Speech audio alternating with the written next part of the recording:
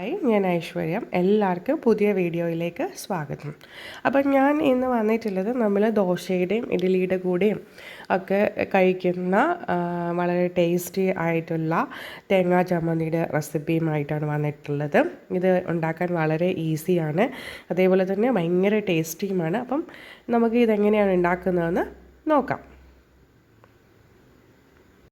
അപ്പം ഞാൻ മിക്സിയുടെ ചെറിയ ബൗളാണ് ഇവിടെ എടുത്തിരിക്കുന്നത്. അതിലേക്ക് 1 കപ്പ് തേങ്ങ നിങ്ങൾക്ക് ആവശ്യമുള്ള അത്രയും എടുക്കുക. ഞാനിപ്പോൾ 1 കപ്പ് തേങ്ങയ്ക്ക് ചേർക്കേണ്ട സാധനങ്ങൾ മാത്രമാണ് ഇവിടെ കാണിക്കുന്നത്. അപ്പോൾ 1 കപ്പ് തേങ്ങ ചിരകിയതാണ് ഞാൻ എടുത്തിരിക്കുന്നത്. ഗ്രേറ്റഡ് കോക്കനട്ടാണ് എടുത്തിട്ടുണ്ട്. അതിലേക്ക് നമുക്ക് ഒരു 4 ചുവന്നുള്ളി ചേർക്കാം. അതേപോലെ തന്നെ ഒരു ചെറിയ പീസ് ഇഞ്ചിയുടെ ടേസ്റ്റും ഒരുപാട് വേണമെന്നില്ല, ഇഷ്ടമുള്ളവർക്ക് കുറച്ച് കൂടുതൽ ചേർക്കാം. അതേപോലെ തന്നെ 2 പച്ചമുളക്. എരി ഒക്കെ നിങ്ങളുടെ ഇഷ്ടം അനുസരിച്ച് ചേർക്കുക. ഞാനിവിടെ നല്ല എരിയുള്ള മുളകാണ് എടുത്തിരിക്കുന്നത്. അപ്പോൾ എരി ഇല്ലാത്ത മുളകാണെങ്കിൽ 3ഓ 4ഓ എടുക്കാം. എരി ഉണ്ടെങ്കിൽ 2 എണ്ണം മതി. ഇനി ഇതിലേക്ക് ചേർക്കുന്ന 1 ടീസ്പൂൺ കടലപ്പരിപ്പാണ്. അപ്പം ഒരു ചെറിയ സ്പൂണിന് കടലപ്പരിപ്പ് എടുക്കുക. എന്നിട്ട് നമുക്ക് ആവശ്യത്തിന് ഉപ്പും കൂടി ഇടുക. അപ്പം ഒത്തിരി ഉപ്പ് ആദ്യമേ ഇടേണ്ട, ആവശ്യത്തിന് ഇട്ടാൽ മതി. എന്നിട്ട് നമുക്കിത് കുറച്ച് വെള്ളം ഉപയോഗിച്ച് നല്ല മഷി പോലെ അരച്ചെടുക്കണം. ഒരുപാട് വെള്ളം ഒഴിച്ചാൽ ചിലപ്പോൾ ഇത് അരയാൻ ബുദ്ധിമുട്ടുണ്ടാവും. അതുകൊണ്ട് ആദ്യം കുറച്ച് വെള്ളം ഒഴിക്കുക, നോക്കിയിട്ട് വീണ്ടും കുറച്ച് വെള്ളം കൂടി ആഡ് ചെയ്യുക. എന്നിട്ട് നമുക്കിത് നല്ല പോലെ അരച്ചെടുത്തിട്ട് വരാം.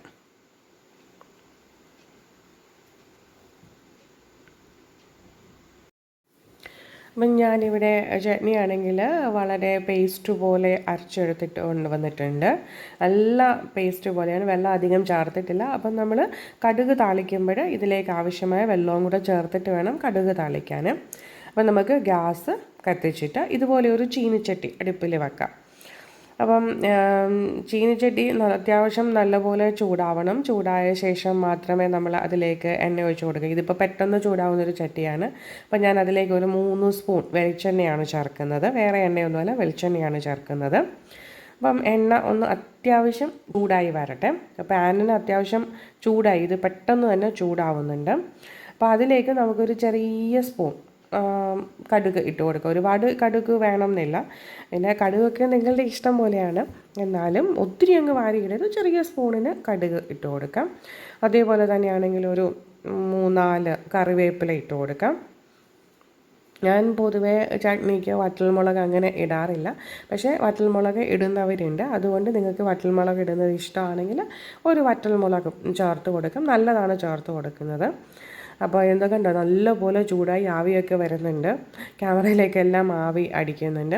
അപ്പോൾ ഈ നല്ലപോലെ ചൂടായ ശേഷം ജസ്റ്റ് ഒന്ന് മിക്സ് ചെയ്തിട്ട് നമുക്കിതിലേക്ക് നമ്മൾ പേസ്റ്റ് പോലെ അരച്ച് വെച്ചിരിക്കുന്ന നമ്മുടെ ചട്നി ഒഴിച്ചു കൊടുക്കാം. അപ്പോൾ ആദ്യം ചട്നി അതിനകത്തേക്ക് ഇടുക. എന്നിട്ട് കുറച്ച് വെള്ളവും കൂടെ ചേർത്തിട്ട് ബൗളിൽ പറ്റിയിരിക്കുന്ന ബാക്കി തേങ്ങയും കൂടി അതിലേക്ക് മിക്സ് ചെയ്യാം. എന്നിട്ട് നിങ്ങൾ നോക്കുക ഈ ചട്നിയുടെ കൺസിസ്റ്റൻസി. നല്ല തിക്കായിട്ട് വേണമെന്നുണ്ടെങ്കിൽ വളരെ കുറച്ച് വെള്ളം ഒഴിച്ച് കൊടുത്താൽ മതി. അതല്ല നല്ല എന്താ പറയുന്നത്, വെള്ളം ശരിക്കും പറഞ്ഞാൽ ഇങ്ങനത്തെ ചട്നി ആണെങ്കിൽ ഒത്തിരി വെള്ളമായിട്ടല്ല, ഒരു തിക്ക് കൺസിസ്റ്റൻസിയിലാണ് വേണ്ടത്. അപ്പം നമ്മൾ എന്നിട്ട് ആ രീതിയിൽ വെള്ളം ഒഴിച്ച് കൊടുക്കും. ഞാനിപ്പോൾ വളരെ കുറച്ച് വെള്ളം മാത്രമേ ഒഴിച്ച് കൊടുത്തിട്ടുള്ളൂ. എന്നിട്ടിത് ജസ്റ്റ് ഒന്ന് ചൂടാവാൻ വേണ്ടി നിൽക്കുക. ഒത്തിരി തിളയ്ക്കേണ്ട, ജസ്റ്റ് ഒന്ന് ചൂടായാൽ മതി. അപ്പോൾ ഇത് നല്ലപോലെ ഒന്ന് മിക്സ് ചെയ്ത് കൊടുക്കണം. അപ്പോൾ ഈ സമയത്ത് വേണമെന്നുണ്ടെങ്കിൽ നമ്മൾ ഉപ്പ് നോക്കാം. എനിക്ക് ഉപ്പൊക്കെ കറക്റ്റാണ്, കാരണം ഇതിപ്പോൾ സ്ഥിരമായിട്ട് നമ്മൾ ഉണ്ടാക്കുന്നതാണല്ലോ, അതുകൊണ്ട് എനിക്ക് ഉപ്പൊക്കെ കറക്റ്റാണ്. നിങ്ങൾ ഉപ്പിൻ്റെ അളവൊക്കെ ഈ സമയത്ത് നോക്കുക. ഉപ്പ് വേണമെന്നുണ്ടെങ്കിൽ വീണ്ടും ആഡ് ചെയ്ത് കൊടുക്കുക.